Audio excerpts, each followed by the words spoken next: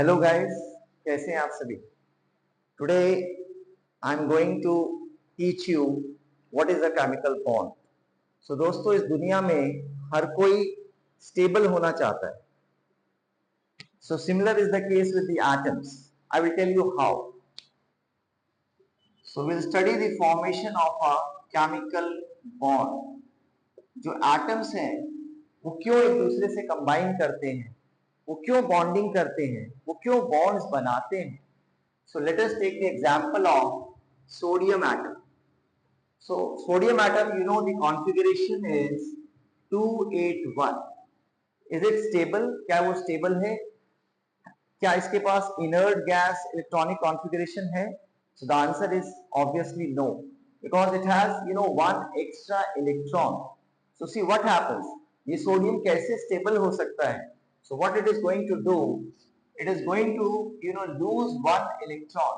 ये जो अपना वैलेंस इलेक्ट्रॉन है वो उसको लूज कर देगा, तो इसकी कॉन्फ़िगरेशन अब क्या बन जाएगी? The configuration will become 2 8। Now अब जो सोडियम है इसके पास it has achieved the configuration of a noble gas which is neon. Neon has a atomic number of 10 and its configuration is 2 8। तो जब सोडियम ने इस इलेक्ट्रॉन को लूज कर दिया तो उसकी कॉन्फ़िगरेशन भी अब 2 8 हो गई है। अब ये स्टेबल है। अब रहा सवाल, ये जो इलेक्ट्रॉन सोडियम ने लूज किया है, ये इलेक्ट्रॉन ये सोडियम किस एटम के साथ कंबाइन करे, ये किस एटम को अपना एक इलेक्ट्रॉन दे सकता है। तो आइए देखते हैं। Let us take the example of chlorine. So what is the electronic configuration of chlorine or what is the atomic number? So the atomic number is 17 as you know, and the configuration is 2 8 7, right? अब ये जो chlorine है, जैसा कि मैंने पहले बताया कि इस दुनिया में हर कोई स्टेबिलिटी चाहता है। सो क्लोरीन भी चाहता है कि उसका ऑक्टेट कंप्लीट हो जाए ताकि वो आर्गन की इलेक्ट्रॉनिक कॉन्फ़िगरेशन को अचीव कर सके। Right friends? So see what chlorine is going to do, chlorine will gain one electron. अगर एक इलेक्ट्रॉन जो सोडियम लूज कर रहा है, अगर क्लोरीन उसको गेन कर लेता है, तो आइए देखिए क्या होगा। क्लोरीन ने एक इलेक्ट्रॉन गेन कर लिया और गेन करने के बाद इसकी कॉन्फ़िगरेशन बन गई है 2 8 8। ये जो कॉन्फ़िगरेशन है ये आर्गन की है और ये इनर्ट गैस इलेक्ट्रॉनिक कॉन्फ़िगरेशन है। इससे क्लोरीन जो है it will achieve the stability. अब हम देखते हैं दोनों के चार्जेस का क्या होगा। जब आयंस बन जाते हैं तो चार्जेस का क्या होने वाला है, राइट? तो सोडियम के केस में यहां पर आप देखिए कितने इलेक्ट्रॉन्स थे। सोडियम के केस में यहाँ पे 11 इलेक्ट्रॉन्स थे और प्रोटॉन्स कितने थे? यहाँ पे प्रोटॉन्स भी 11 ही थे।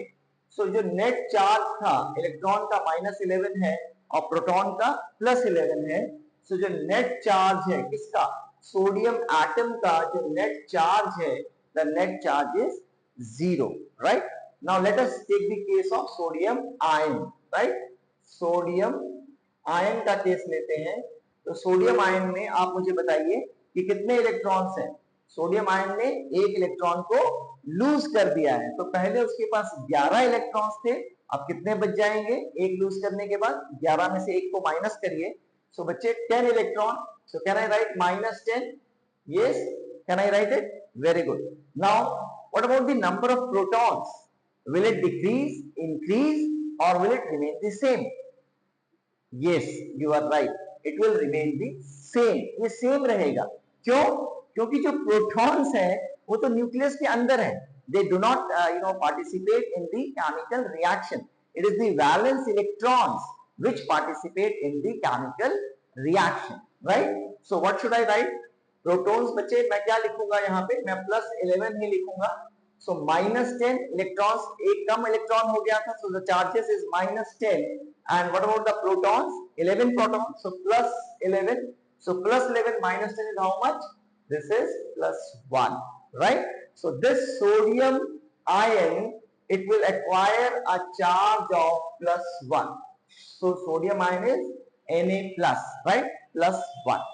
अभी हम क्लोरीन को समझते हैं। क्लोरीन के केस में देखिए क्या हुआ। यहां पर इसके पास कितने इलेक्ट्रॉन हैं? इसके पास 17 इलेक्ट्रॉन है, तो मैंने -17 लिख दिया, इसका चार्ज -17 होगा। And what about the number of protons? You know that the number of protons is again 17. So the net charge is 0. So we say that an atom is electrically neutral. ये जो atom है chlorine का, ये जो sodium का atom है, ये electrically neutral है क्योंकि इसका चार्ज 0 है। अभी देखते हैं जब ये इलेक्ट्रॉन को गेन करता है क्लोरीन, तो उस केस में क्या होता है यहाँ पर। Let's see. So will you tell me how many electrons should I write? It is 17 plus 1, 18. So can I write -18 over here? Is it clear? Okay. And what about the number of protons? Will it be 18, less than 18 or more than 18? Yes, you are right. Electrons में protons के number में कोई भी change नहीं आने वाला। Protons will be remain 17 only, right? So now you can tell me -18 plus 17, what will be the answer? The answer will be -1, right? So chlorine ion, it gets a charge of -1. So I can put, -1 over here that I've already written, right? Now, so see this, अब sodium जो है बच्चे वो एक metal है, it has to lose 1 electron, और जो chlorine है it is a non metal, उसको एक इलेक्ट्रॉन गेन करना है। So वो दोनों क्या करेंगे? They will shake hands with each other, they will combine with each other, they will form a bond, right? How? See, sodium is having 1 electron, right? And chlorine, it has 7 valence electrons, right? So when they will combine, this sodium is going to lose the valence electron, right? So what should I write? Sodium, it has lost this electron, इसने electron lose कर दिया है, so it will gain a plus charge over here, right? इसने electron lose कर दिया है, इसके पास अब कोई भी वैलेंस इलेक्ट्रॉन नहीं है। और देखिए जो क्लोरीन है बच्चे, जिसके पास 7 वैलेंस इलेक्ट्रॉन्स थे, उसका वैलेंस इलेक्ट्रॉन एक बढ़ जाएगा और उसके पास 8 हो जाएंगे। सोडियम आयन का भी ऑक्टेट पूरा है, इसके पास 2 और 8 इलेक्ट्रॉन है, देखिए। और क्लोराइड आयन इसके पास 18 इलेक्ट्रॉन है, जिसको मैं इस तरह से लिख सकता हूं, राइट?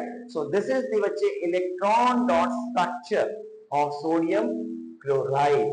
तो इस तरह के बॉन्ड को which is formed by the transfer of electrons, बच्चे इस तरह के बॉन्ड को हम लोग कहते हैं आयोनिक बॉन्ड। इसको हम आयोनिक बॉन्ड कहते हैं क्योंकि यहाँ पे आयंस की फॉर्मेशन हुई है। सोडियम ने इलेक्ट्रॉन लूज करके उसने केटायन बनाया है, पॉजिटिवली चार्ज आयन बनाया है, और क्लोरीन ने इलेक्ट्रॉन गेन करके नेगेटिवली चार्ज आयन, जिसको हम एनायन कहते हैं, वो बनाया है। और दोनों ने आपस में मिलकर के एक आयोनिक बॉन्ड, जिसको हम इलेक्ट्रोवैलेंट बॉन्ड भी कहते हैं, जो कि बहुत ही स्ट्रॉन्ग बॉन्ड होता है।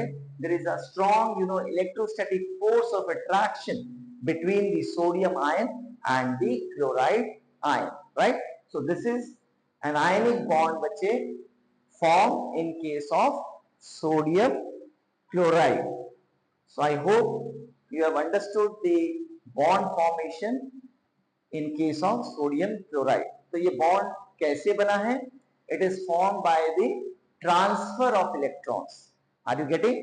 सोडियम ने इलेक्ट्रॉन को लूज किया है, sodium being a metal, it has lost 1 electron, and chlorine being a non-metal, it has gained 1 electron. So such a bond which is formed by the transfer of electrons, such a bond is called an ionic bond. Students, I hope it is clear to you. In the next class, I will discuss with you how covalent bonds are formed. That is between two non-metals, because non-metals they gain electrons, So when a bond is formed between two non-metals, such a bond is formed by the sharing of electrons and we call it as a covalent bond.